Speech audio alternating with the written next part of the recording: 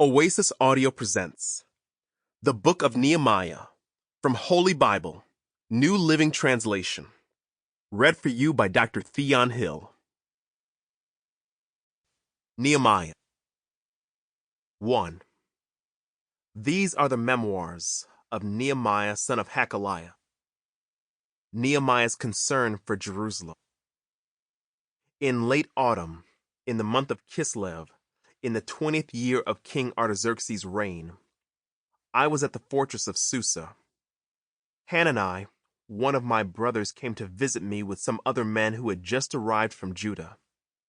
I asked them about the Jews who had returned there from captivity and about how things were going in Jerusalem. They said to me, "Things are not going well for those who return to the province of Judah. They are in great trouble and disgrace. The wall of Jerusalem has been torn down, and the gates have been destroyed by fire." When I heard this, I sat down and wept. In fact, for days I mourned, fasted, and prayed to the God of heaven. Then I said, "O Lord, God of heaven, the great and awesome God who keeps his covenant of unfailing love with those who love him and obey his commands, listen to my prayer. Look down and see me praying night and day for your people Israel. I confess that we have sinned against you. Yes, even my own family and I have sinned. We have sinned terribly by not obeying the commands, decrees, and regulations that you gave us through your servant Moses. Please remember what you told your servant Moses.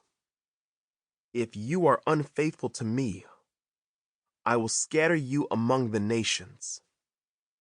But if you return to me and obey my commands and live by them, then even if you are exiled to the ends of the earth, I will bring you back to the place I have chosen for my name to be honored.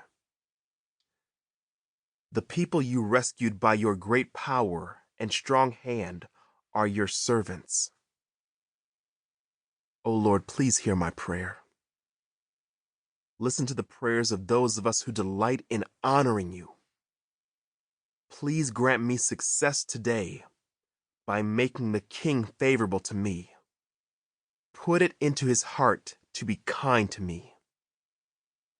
In those days, I was the king's cupbearer. Nehemiah 2. Nehemiah goes to Jerusalem. Early during the following spring, in the month of Nisan, during the 20th year of King Artaxerxes' reign, I was serving the king his wine. I had never before appeared sad in his presence, so the king asked me, "Why are you looking so sad? You don't look sick to me. You must be deeply troubled." Then I was terrified, but I replied, "Long live the king! How can I not be sad?